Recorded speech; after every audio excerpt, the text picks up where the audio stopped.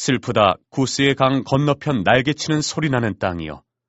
갈대 배를 물에 띄우고 그 사자를 수로로 보내며 이르기를 민첩한 사절들아 너희는 강들이 흘러 나누인 나라로 가되 장대하고 준수한 백성 곧 시초부터 두려움이 되며 강성하여 대적을 밟는 백성에게로 가라 하는도다.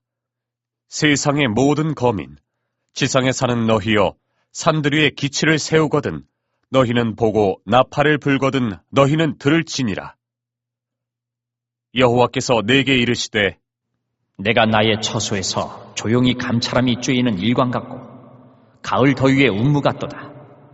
추수하기 전에 꽃이 떨어지고 포도가 맺혀 익어갈 때에 내가 낫으로 그 연한 가지를 베며 퍼진 가지를 찍어버려서 산의 독수리들과 땅의 들짐승들에게 던져주리니 산의 독수리들이 그것으로 여름을 지내며 땅의 들짐승들이 다 그것으로 겨울을 지내리라 하셨습니다.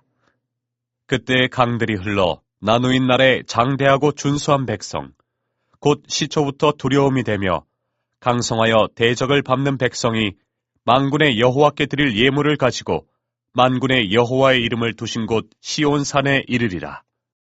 오늘의 밥 시간입니다. 오늘 본문은 구스에 대한 내용입니다. 이사야서가 기록될 당시 구스, 지금으로 말하자면 에디오피아입니다. 이 구스 에디오피아가 애굽을 통치했습니다.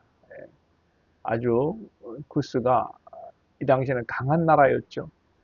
근데 신흥 강대국인 아수르가 애굽을 침공할 것이라는 소식이 들려옵니다. 애굽을 통치하는 이 구스의 샤바카 왕은 유다에게 군사적, 경제적 원조를 약속하면서 이렇게 연합하여서 아수르를 대항하고자 하는 전략을 펼치는 것입니다. 그런 상황 속에서 이사야는 유다의 지도자들에게 하나님의 말씀을 전하고 있습니다. 그 내용이 오늘 말씀이죠. 1절 2절에서 구스의 사신을 나일강 갈대배를 타고 유다로 보내는데 3절에서 세상의 모든 거민, 세상에 거하는 너희여 산들 위에 기치를 세우거든 너희는 보고 나팔을 불거든 너희는 들을지라.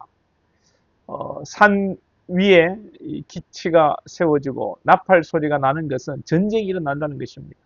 이때 어떻게 해야 될지 보고 들으라는 것입니다.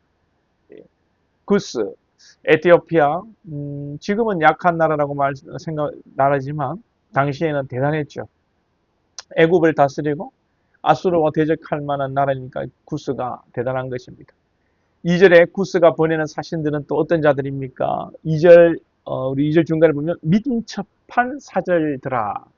지금 구스는 애국과 함께 민첩하게 정세를 분석하고 자기들의 그런 지혜를 가지고 아수르를 대항하고자 하는 것입니다. 그런데 이사야는 3절에서 세상의 모든 검이 지상에서 하는 너희 산들 위에 기치를 세우거든 너희는 보고 나팔을 보거든 너희는 들을지니라. 이 말은 무슨 말입니까? 아무리 구스가 강하고 애국과 연합하여도 하나님께서 아수르를 통해 심판하고자 하시면 아무 소용이 없다는 겁니다. 기치를 세우거든.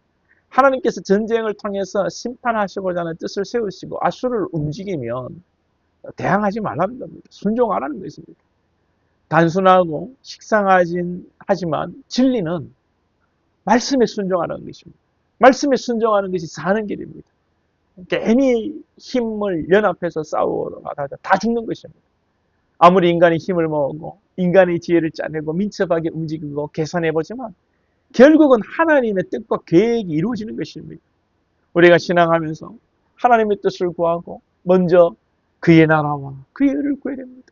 그러면 하나님께서 우리에게 가장 선한 것으로 인도하십니다. 우리는 싫지만 때로는 매를 맞는 것, 때로는 심판받는 것, 망하는 것이 결국은 사는 길입니다.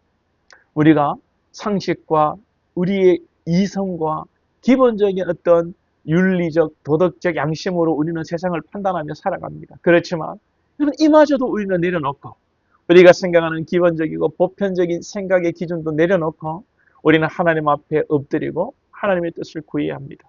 그래서 하나님이 가라고 하시면 가고 서라고 하면 서고 뛰라고 하면 뛰어야 합니다. 불순종하면 망하는 것입니다. 결국 어떻게 됩니까? 구스는 강하고 애국과 연합하였지만 아수르에 의해 망합니다. 이렇게 구스의 심판을 이사야가 이스라엘에게 이야기하므로 이스라엘아 정신 차리라는 것이죠. 너희들이 의지할 대상은 애굽이나 구스나 아수르가 아니다라는 것을 말씀하는 겁니다. 최종적으로 강하고 다른 나라를 침략했던 나라들이 망하고 결국은 이들이 누구에게로 예물을 들고 옵니까? 7절에 보면 그 강대국들이 여호와께 드릴 예물을 가지고 만군의 여호와 이 이름을 두신 곳 시온산에 예루살렘에 이르리라. 사실 누가 제일 약합니까? 이사야 당시 제일 약한 나라는 남유다하고 이스라엘입니다. 그런데 결국은 이방 나라들이 하나님이 계신 곳 시온산에 예물을 들고 온다는 것입니다. 이게 이제 예언적으로 말씀하는 것이지요. 저는 요즘 이 기독교가 세상의 권세를 의지하고 세상 권세에 편성해서 기득권을 누리고 부귀영화를 누리는 죄를 역사적으로 범해왔다고 생각이 듭니다. 낮은 자, 가난한 자를 돌보지 않고 권력자의 편에 서고 그 권력을 하나님의 축복인 양 자랑하고 눈에 보이는 영광을 자랑하고 그러면 우리는 나는 잘하고 있나? 한편 우리가 이렇게 생각해 보아야 되겠죠. 사실 저는 이 재개발로 인해서 우리가 전문 지식인에게도 의뢰를 하고 또 구청의 담당자에게도 때로는 항의를 하고 때로는 억울한 점을 호소하면서 하소연도 하고 뭐 안 되면 막 구청장도 만나야 하고 이런 상황인데 우리가 진짜 말씀대로 한다면 우리가 왜 세상에 도움을 요청해야 합니까? 우리가 정말 말씀대로 한다면 세상의 구청장이나 구의원이나 국회의원이 아쉬운 소리 할 것도 없습니다. 당당하게 우리는 기도하고 하나님의 능력을 의지하고 하나님이 역사하시는 것을 믿고 나아가면 됩니다. 결국은 그들이 하나님은 살아계시구나. 야, 저 부산 안성교회가 우리한테 도움도 요청 안 했는데 하나님이 저들을 인도하시구나. 이렇게 만들어야 되는데 그럴 믿음이 우리에게 없습니다.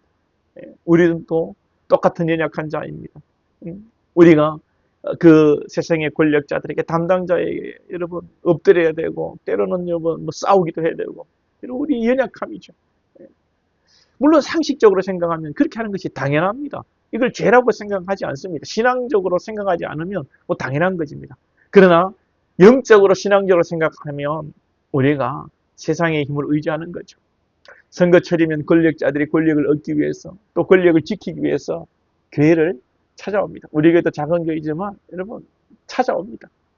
그러나 또 그들은 선거가 끝나면요 보이지도 않습니다. 선거가 끝나면 또 갑과 을이 바뀝니다. 우리는 이런 세상을 살고 있고 이 세상에서 살기 위해서 아둥바둥하고 있습니다. 어서 하나님의 나라가 임했으면 좋겠습니다. 그렇지만 또한 주님의 나라가 임할 때까지 우리는 우리에게 주신 사명을 감당하며 때로는 부족하여 연약하여 죄도 짓고 넘어지고 실수하지만 그 가운데서도 하나님을 바라보고 십자가를 의지하고 하나님의 나라와 의를 구하는 자들이 되어야 하겠습니다. 오늘도 부족하지만 말씀 의지하여 승리하는 하루 되시기를 축복합니다.